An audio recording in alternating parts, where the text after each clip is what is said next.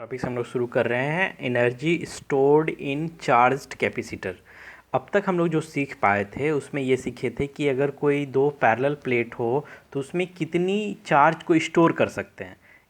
ये तो बातें स्टोर की हुई थी, लेकिन हमको ये कितना कैसे पता चलेगा कि कोई भी प्लेट में या कोई भी कंडक्टर में या किसी भी तरह के कैपेसिटर्स में कितनी चार्ज स्टोर होती है। ठीक है, तो ये तो हम लोग को पता है कि चार्ज जो है वो डायरेक्टली प्रोपोर्शनल होता है पोटेंशियल के लिए, यानी जितना ज़्यादा चार्ज स्टोर होगा उतना अधिक पोटेंशियल होगा। लेकिन उससे पहले यानी इसको समझने से पहले हम लोग थोड़ा सा पिछले क्लासेस की बात कर लेते हैं। पिछले क्लासेस में हम लोग पढ़ पाए थे कि पैरेलल प्लेट में कितनी उसकी कैपेसिटी होती है, यानी पैरेलल प्लेट की कैपेसिटर्स की बात करें तो हम लोग निकाल के रखे थे। बाकायदा इसका सेपरेट वीडियो भी बना हुआ है, अगर यहाँ पे समझ में ना आए, क्योंकि यहाँ पे अभी हम शॉर्ट में समझाएंगे सारी बातों को, तो वहाँ पे तुम लोग देख सकते हो। दो इक्वल एरिया का प्लेट लिए हुए हैं। इस प्लेट का नाम कुछ भी रख सकते थे हम लोग, MN लिखे हुए थे। इस प्लेट का एरिया ऑफ क्रॉस सेक्शन जो है, एरिया ऑफ द प्लेट जो है वो A है, जो हम लोग कैपिटल A से दिखाए हुए थे। और इसमें ख़ास बात क्या था कि यहाँ पे फ़िलहाल हमारे पास इस दो प्लेट के बीच में जो है वो एयर है, या हम भूकंप के लिए बात कर सकते थे, क्योंकि दोनों के लिए डाइलेक्ट्रिक मान आपस में इक्वल होता है और इसके बीच की जो डिस्टेंस थी वो D थी।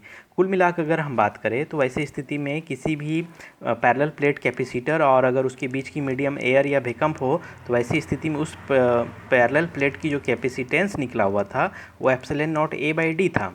ठीक है, ये हम लोग समझ चुके हैं। इसका मतलब ये है कि जो कैपेसिटेंस होगा वो डिपेंड करेगा एरिया ऑफ द प्लेट, यानी जितना बड़ा प्लेट होगा उतना अधिक एरिया यहाँ पे चार्ज स्टोर किया जा सकता है, या फिर डिपेंड करेगा इस दोनों के डिस्टेंस पे, यानी डिस्टेंस जितना कम होगा उतना ज़्यादा उसकी कैपेसिटी होगी, यानी कैपेसिटेंस उस प्लेट की अत्यधिक होगी। ठीक है, लेकिन इसके बाद हम लोग एक ऐसा टॉपिक्स पढ़े जो नेक्स्ट इससे पिछले वाले वीडियो में ही था। उसमें हम लोग पढ़ पाए थे कि पैरेलल प्लेट के बीच में जो गैप है उसमें हम लोग पार्शियली या फुल्ली जो है डाइलेक्ट्रिक मीडियम रख देते हैं। डाइलेक्ट्रिक मीडियम क्या था कि कोई एक ऐसा इंसुलेटर जिसमें चार्ज हमारा इलेक्ट्रिक फील्ड इंटेंसिटी कम हो जाए, जिसके लिए लकड़ी या प्लास्टिक या अलग अलग हम लोग मटेरियल्स को यहाँ पर डालकर रखे हुए थे। ऐसी स्थिति में हम लोगों के पास दो केस बना था। एक था पार्शियली यानी डाइलेक्ट्रिक मीडियम के लिए, यानी ये जो हमारा गैप है इस पे सपोज मान लो हम ये फुल्ली पैक कर देते हैं, इसको फुल्ली बंद कर देते हैं, तो हमारी स्थिति पे क्या हो जाएगा। वैसे स्थिति के लिए हम लोग पता किए थे कि अगर हम लोग फुल्ली फिल्ड बाय डाइलेक्ट्रिक, तो वैसी स्थिति के लिए हमारे पास जो कैपेसिटेंस का मान आया था वो हमारे पास आया था एप्सिलॉन नॉट K/A/D, यानी जो रिजल्टेंट कैपेसिटेंस होगा ये एयर वाले या एयर मीडियम के साथ जो कैपेसिटेंस था उससे वो K गुना अधिक हो जाएगा। ठीक है, क्योंकि एप्सिलॉन नॉट A/D को ही हम लोग C कहे थे, या C0 अगर हम कहते हैं तो ये हमारा C0 हो गया। तो ऐसी स्थिति में हम समझ पाए थे कि जिस डाइलेक्ट्रिक मीडियम का वैल्यू जितना अधिक होगा उतना ही ज़्यादा उसकी कैपेसिटेंस क्रिएट होगी। उसमें हम लोग वाटर वाला एग्जांपल भी देखे थे। एक था पार्शियली फिल्ड बाय डाइलेक्ट्रिक।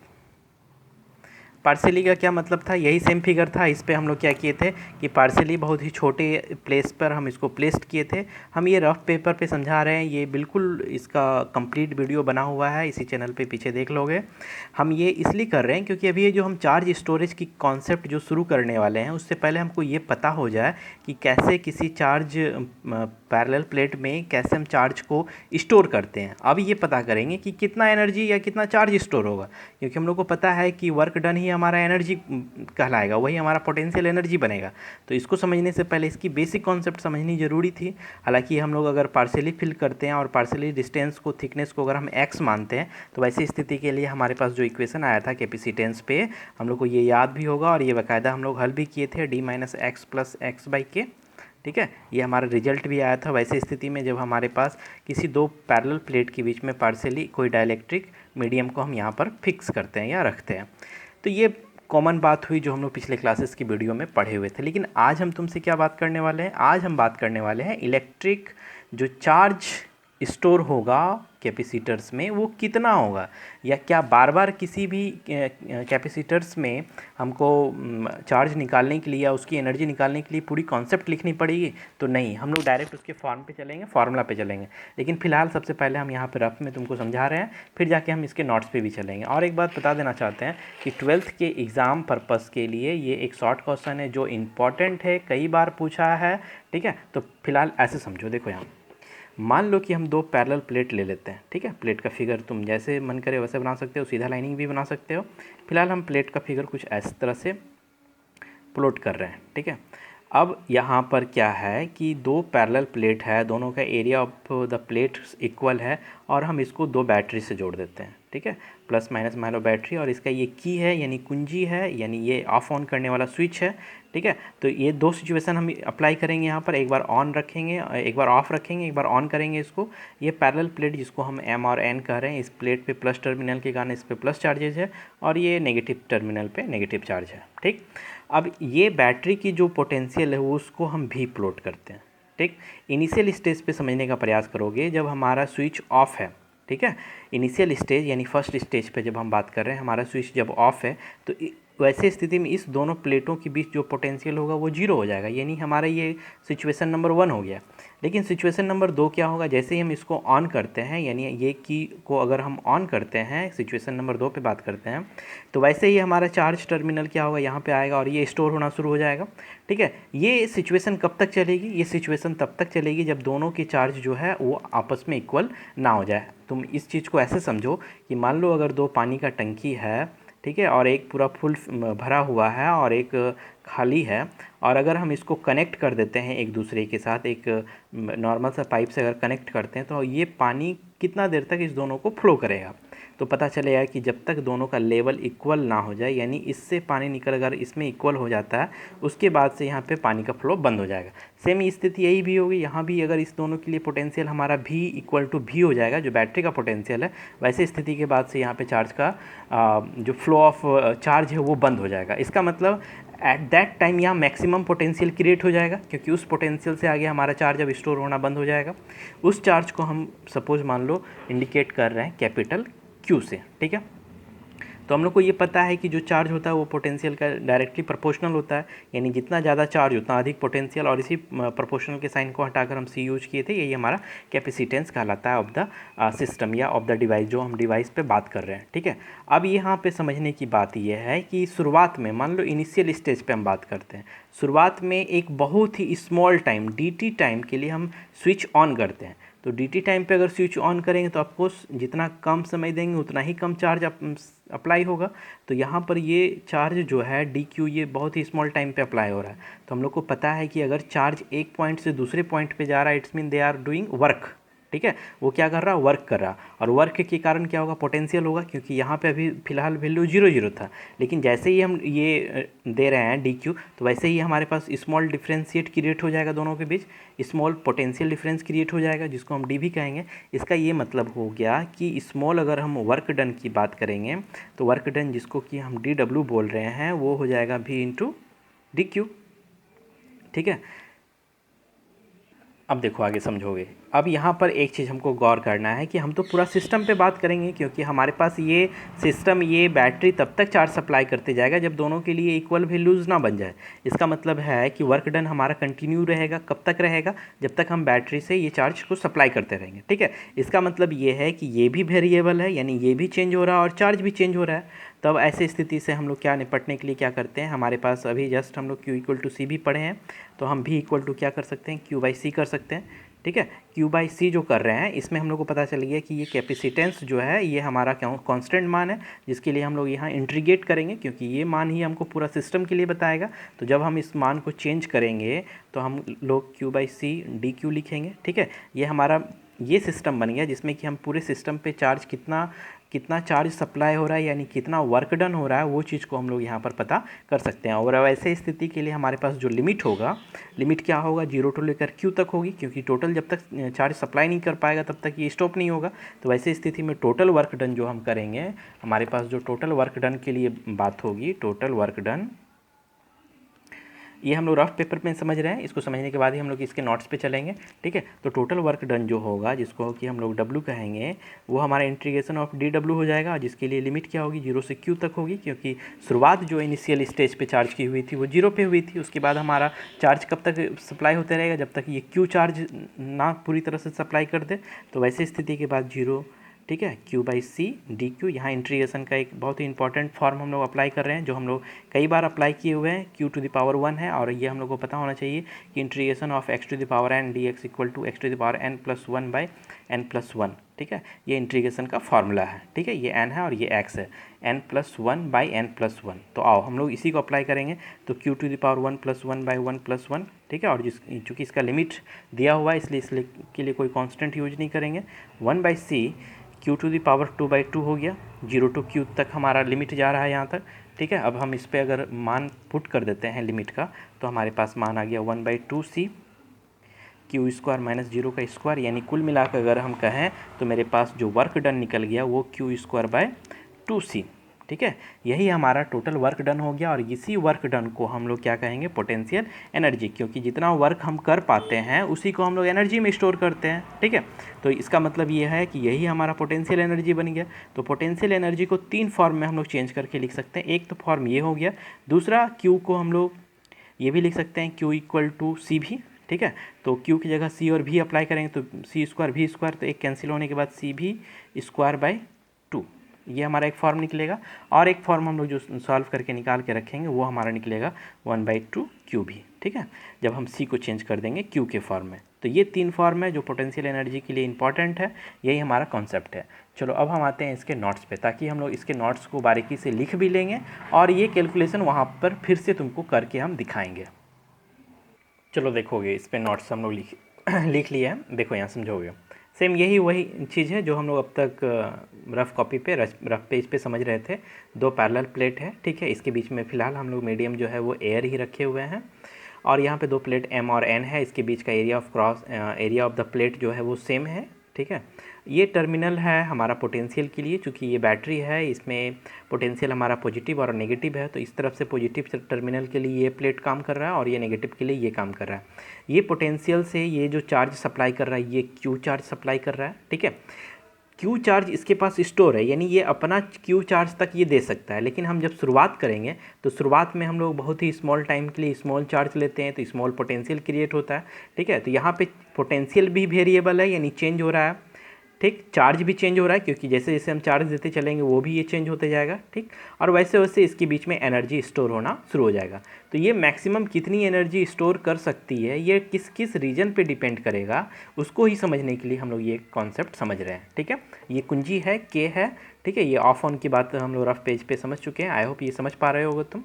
देखो यहाँ consider a capacitor of capacitance C, इसकी कैपेसिटेंस को सी मानते। If the capacitor does not passes any charge initially on bringing the connecting to the battery, ठीक है। ये इनिशियल स्टेज पे है जब कोई चार्ज सप्लाई नहीं कर रहा है, तो ऑफकोर्स पोटेंशियल हमारा 0 होगा। चार्ज टू ए पोटेंशियल भी आफ्टर सम टाइम, कुछ समय के बाद ये पोटेंशियल हमारा भी बन जाता है। If Q is the charge on the plate of the capacitor of the that time, तो हम लोग को पता है चार्ज और पोटेंशियल प्रोपोर्शनल होगा। वैसे ही चार्ज इक्वल टू सी भी लिखे हुए हैं, सी हमारा कैपेसिटेंस है, यही कांस्टेंट मान है। फिलहाल इक्वेशन 1 रखे हुए हैं। If battery supplies an infinitesimally small amount, मतलब ये बैटरी जो है ना बहुत कम अमाउंट का चार्ज सप्लाई कर रहा है, क्योंकि हम लोग को ये पता होना चाहिए कि ये एक छोटे से मान के लिए मान निकालने के बाद इसी को इंटीग्रेट करेंगे तो पूरे सिस्टम पे बात हो जाएगी, ठीक है। पूरे बैटरी पे होगा, बैटरी की संख्या कितना भी बढ़ा देंगे तो कितना एनर्जी स्टोर हो जाएगा वो हमको कैलकुलेशन से पता चल जाएगा। लेकिन जो शुरुआत करेंगे उसमें हम लोग बहुत ही छोटे वैल्यूज़ पे बात करेंगे, small amount of charge D Q पे बात कर रहे हैं। The capacitor of at constant potential भी, then according to the definition of the potential difference the small amount of work done by the battery is given by, हम लोग को पता है कि definition of the potential difference क्या होता है। तो potential difference के लिए जो हम लोग जानते हैं ये dw इक्वल टू एफ भी इंटू डी क्यू, ऐसे ये चीज़ पता था। पोटेंशियल इक्वल टू हम लोग को वर्क डन, ठीक है, वर्क डन अपॉन चार्ज, ठीक। तो फिलहाल हमारे पास वर्क डन हमारा बहुत स्मॉल हो रहा है, चार्ज भी स्मॉल है, तो यहाँ क्रॉस मल्टीप्लिकेशन करेंगे तो डी डब्ल्यू इक्वल टू भी डी क्यू हो गया हमारे पास, ठीक है। वी नो अबाउट भी इक्वल टू भी इक्वल टू, देखो यहाँ भी इक्वल टू क्यू बाई सी, ठीक है। तो हम जब अप्लाई करेंगे यहाँ पर, जब हम इस पे अप्लाई करने वाले हैं तो डी डब्ल्यू इक्वल टू क्या हो जाएगा, Q by C D Q. लेकिन पूछ सकते हो यहाँ पे कि यहाँ पे ये भी के जगह पर हम ये चेंज क्यों कर रहे हैं। ये इसलिए चेंज कर रहे हैं कि क्योंकि ये दोनों मान जो है ना, ये क्यू भी और ये भी दोनों वेरिएबल है, यानी दोनों चेंज हो रहा है। तो इंटीग्रेशन करने के लिए तो हमारे पास दो कंपोनेंट हो जाएगा, तो वैसे स्थिति में इसके लिए जो सॉल्यूशन है बहुत टफ बन जाएगा। इसलिए सॉल्व करने के लिए इसको हम लोग एक ऐसे मान के साथ किए कि एक कांस्टेंट हो और एक वेरिएबल भी हो, तो उसका डिफरेंशिएट फॉर्म के साथ हो। दैट्स बाई क्यू को हम इसके साथ यूज करेंगे, ठीक है। तो हमारे पास कुल मिलाकर अगर बात करें तो हमारे पास मान निकल गया D W equal to Q by C D Q. इसी को इंटीग्रेट करने के लिए हम लोग चेंज करके रखे हुए हैं, ठीक है। नाउ therefore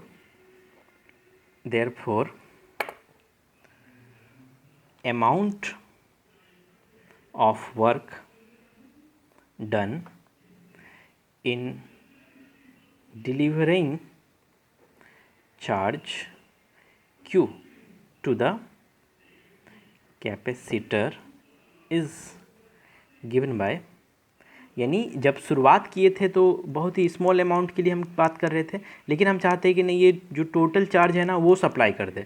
मान लो चलो इस टोटल चार्ज को हम कैपिटल क्यू कह रहे हैं, ठीक है, ताकि समझने में बात हो जाए। ये स्मॉल डी जो है हमारा स्मॉल अमाउंट के लिए, ये कैपिटल क्यू हो गया हमारे पास चार्ज को सप्लाई करने के लिए टोटल जितने पास मेरे पास अमाउंट है। यानी ये हमारा जो बन जाएगा वो integration of zero to capital Q होगा और Q by C D Q, ये हमारा हो गया, ठीक है। अब यहाँ समझोगे, समझ में आ रहा होगा कि वन बाई सी जो है हमारा कांस्टेंट मान है वो निकल गया, और integration Q to the power 1 है। तो ये इंटीग्रेशन की बात हम लोग रफ पेज पे समझ पा रहे थे, तो हम लोग को पता चला था 1 + 1 बाई 1 + 1, ठीक है। जीरो टू कैपिटल क्यू इसका लिमिट हो गया, ये लिख लोगे यहाँ पर कि integration of X to the power N D X equal to X to the power N plus 1 by N plus 1, ठीक है। ये कांस्टेंट इंटीग्रेशन का सॉल्यूशन है, हम लोग जानते हैं इसके बारे में पहले से। तो हमारे पास जो वर्क डन हो गया ये 1/2c, ठीक है, क्यू स्क्वायर हो गया, 0 to q इसकी लिमिट हो गई। अब आओ इस लिमिट को चेंज कर लेते हैं, ठीक है। लिमिट पुट करेंगे तो अब हमारे पास जो निकल के आएगा 1/2c, स्मॉल की जगह कैपिटल क्यू स्क्वायर माइनस 0 का स्क्वायर, यानी कुल मिलाकर अगर हम कहें तो जो मेरे पास वर्क डन निकल गया, ये निकल गया 1/2c क्यू स्क्वायर। सॉरी, यहाँ पे c हमारा नीचे है, ठीक है। तो यहाँ हो गया 1/2c क्यू स्क्वायर, इसको हम ऐसे भी लिख सकते हैं 1/2 क्यू स्क्वायर बाय सी, ठीक। ये पोटेंशियल के लिए हमारा मान निकल गया। अब आओ इसको चेंज करते हैं कि Q और C के अलावे अगर V पे डिपेंडेंसी हो या V और Q पे डिपेंडेंसी हो तो कैसे हम चेंज कर सकते हैं, क्योंकि हम लोगों के पास यहाँ 3 मान है Q, C और V जो एक दूसरे से रिलेट करता है, उसको हम आपस में चेंज करने के लिए सीखेंगे। देखोगे यहाँ पे यही हमारा मान निकल के आया हुआ था, ठीक है। ये हम लोग पहले से फिजिक्स में 11th में भी ये जान चुके थे कि जितना वर्क डन होता है उतना ही एनर्जी क्या होता है, स्टोर होता है, ठीक है। तो यानी हम यहाँ पे भी कर सकते हैं कि जितना वर्क डन किया गया है उतना ही एनर्जी कैपेसिटर में स्टोर होगा। यानी इसी को हम वर्क डन जो है जिसको हम W कह रहे थे उसी को पोटेंशियल एनर्जी कहेंगे, जिसको कैपिटल U से इंडिकेट कर रहे हैं। ये हमारे पास 1/2 क्यू स्क्वायर बाय सी आ गया, ठीक। चलो अब एक बात और यहाँ समझने के प्रयास करोगे कि मान लो अगर हम यहाँ पर Q को चेंज करते हैं तो Q इक्वल टू क्या होता है, C भी हम लोग ये पहले से पढ़ चुके हैं। तो आओ ये Q की जगह हम मान पुट करते हैं, ये हालांकि ये भी हमारा एक आंसर है जो हम लोग लास्ट में एक सबको स्टोर करके एक जगह लिखेंगे। तो 1/2c हो गया, Q की जगह क्या लिखेंगे, C भी का स्क्वायर, यानी U इक्वल टू हमारे पास हो गया 1/2c C स्क्वायर भी स्क्वायर, एक C कटने के बाद हमारे पास जो पोटेंशियल एनर्जी हो गया वो हो गया 1/2c भी स्क्वायर, ठीक है। ये हमारा एक मान निकल गया, ठीक। 2 मान हो चुका है। अब और एक तीसरा मान के लिए हम लोग चेंज करते हैं। तीसरे मान के लिए हम ऐसे चेंज करते हैं कि अभी जो हम लोग रिलेशन देखे थे, अभी हमारा जो रिलेशन है वो C और V के साथ है, एक रिलेशन Q और C के साथ है। तो एक रिलेशन हमारा Q और V के साथ बनता है, ठीक है। तो आओ हम लोग चेंज करते हैं, ठीक। Q और V लेना है तो हम लोग जान रहे हैं कि Q इक्वल टू C भी होता है, ठीक। तो हम लोग ऐसा करते हैं, C को अकेला रखते हैं, ठीक है। C इक्वल टू क्या होगा, Q बाई V होगा। तो हम लोग ये जो C है इसकी जगह Q बाई V पुट करते हैं। यहाँ पे देखोगे सभी C की जगह पर हम क्या पुट कर रहे हैं, Q बाई V, ठीक है। और ऑलरेडी V स्क्वायर है तो एक भी कटने के बाद हमारे पास जो पोटेंशियल एनर्जी बन गया वो हो गया 1/2 क्यू भी, ठीक। ठीक। यानी कुल मिलाकर बात करें तो पोटेंशियल एनर्जी का 3 फॉर्म निकल गया। 3 फॉर्म क्या क्या निकला? पहला निकल गया हमारे पास 1/2 Q²/c, ये एक निकल गया। दूसरा निकल गया 1/2 CV², और तीसरा निकल गया 1/2 QV। ये हम तुम लोगों को बता देना चाहते हैं, ये बहुत इंपॉर्टेंट ऑब्जेक्टिव है। कई बार रिपीटेड क्वेश्चन हुआ है कि पोटेंशियल एनर्जी इन कैपेसिटेंस क्या होता है, या किसी कैपेसिटर में पोटेंशियल एनर्जी क्या होता है। तो तुम कोई एक याद रखोगे तो बाकी दो के लिए दिक्कत हो सकती है। लेकिन अगर हमको ये बात पता है कि अगर हम लोग ये जानते हैं कि Q=CV के रिलेशन से हम किसी को भी चेंज कर सकते हैं आपस में, तो इसके मदद से हम किसी को भी एक दूसरे के साथ चेंज कर सकते हैं। यानी तीनों रट्टा मारने की कोई ज़रूरत नहीं है, किसी एक रिलेशन को अच्छे से समझ जाओ, उसको हम आपस में इंटरचेंज करके ये निकाल सकते हैं। यानी आज के क्वेश्चन में ये हमको पता चल गया कि किसी भी कैपेसिटर में जो एनर्जी स्टोर होती है वो ये होती है, ठीक है।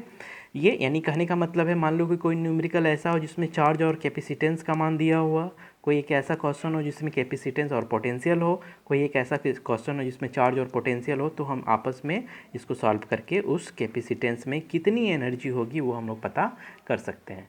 आई होप कि ये कॉन्सेप्ट समझ में आ गया होगा सभी बच्चों को। अब नेक्स्ट वीडियो में हम लोग इसी टॉपिक्स को रिलेट करते हुए आगे चलेंगे। ये इंपॉर्टेंट ओटी है, ये ध्यान रखोगे, इसको लिखोगे भी, फॉर्मूला कॉपी में भी और ऑब्जेक्टिव कॉपी में भी होना चाहिए। और ख़ास करके जितने भी बॉक्स में हम फार्मूलाज को लिखने के बाद, सॉल्यूशन को लिखने के बाद बंद करते हैं, वो सभी एक जगह पर होना चाहिए, ताकि ज़रूरत पड़ने पे हम लोग उसको चैप्टर वाइज कलेक्ट कर सकें और चैप्टर वाइज हम उसको खोज सकते हैं, ठीक है।